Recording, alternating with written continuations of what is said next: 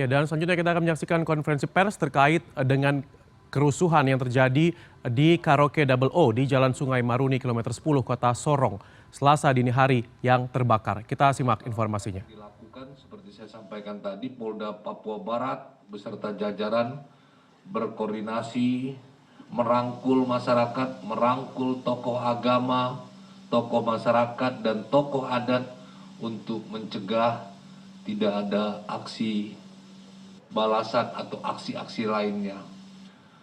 Kemudian juga langkah-langkah yang dilakukan oleh Polda Papua Barat telah melakukan pertemuan kepada perwakilan kedua kelompok yang bertikai, tentu tujuannya untuk mencegah serta tidak melakukan aksi apapun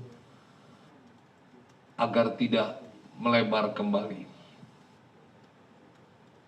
Sampai saat ini kami pastikan Polda Papua Barat telah berhasil mengendalikan situasi dan tentunya Polri dalam hal ini Polda Papua Barat melakukan penyelidikan, melakukan pemeriksaan saksi-saksi, menggelar olah TKP, serta segera memproses guna proses ini dapat tuntas ya.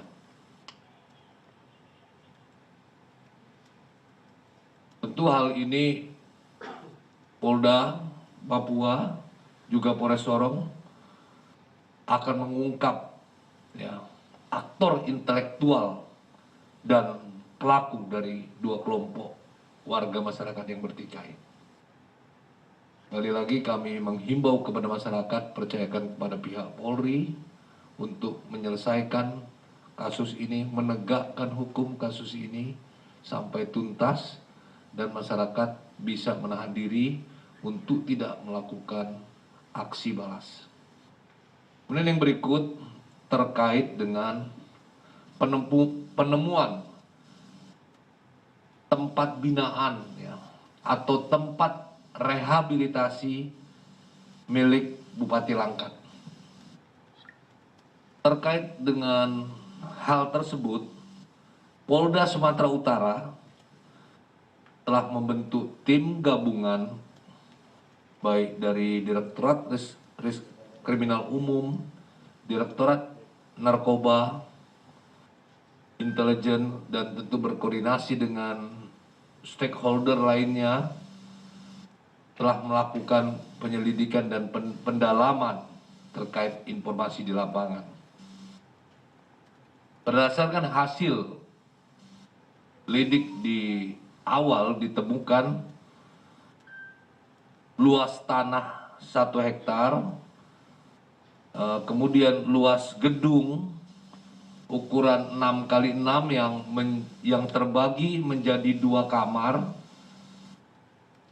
dengan kapasitas kurang lebih 30 orang, di mana per kamar dibatasi dengan menggunakan jeruji besi sebagaimana layaknya bangunan sel. Berdasarkan keterangan dari penjaga bangunan tersebut didapati bahwa tempat tersebut merupakan penampungan orang-orang yang kecanduan narkoba. Dan juga selain kecanduan narkoba adalah kenakalan remaja, yang mana para penghuni tersebut diserahkan oleh pihak keluarganya. Pihak keluarganya menyerahkan kepada pengelola untuk dilakukan pembinaan.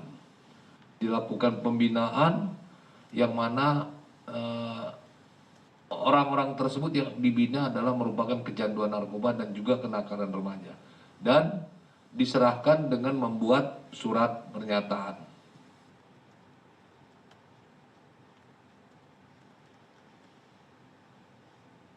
Jumlah warga binaan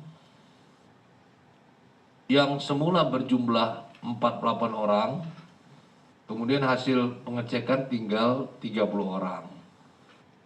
Sebagian sudah dipulangkan dan dijemput keluarganya. Kemudian kami sampaikan bahwa dari mereka sebagian dipekerjakan di pabrik kelapa sawit milik bupati dengan maksud untuk membekali warga binaan keahlian yang berguna bagi mereka ketika nantinya keluar dari tempat pembinaan. Dan mereka tidak diberikan upah seperti pekerja karena mereka merupakan warga binaan, namun diberikan ekstra puding dan makan ya.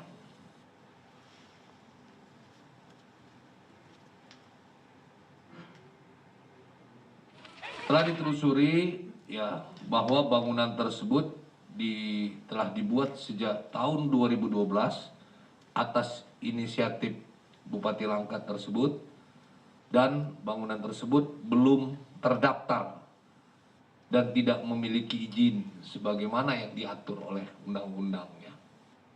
Yaitu kira-kira penjelasan sementara yang telah dilakukan dari tim gabungan yang dibentuk dari Polda dan bersama stakeholder lainnya. Kemudian yang kelima terkait dengan kasus robot trading ya, kasus robot trading yang ditangani oleh Direktorat Tindak Pidana Eksus.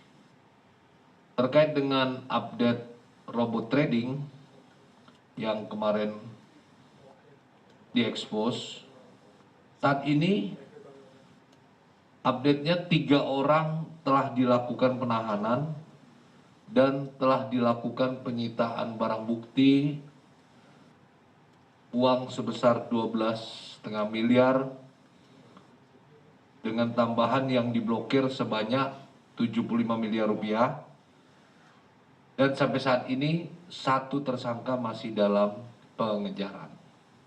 Itu update terkait dengan robot trading.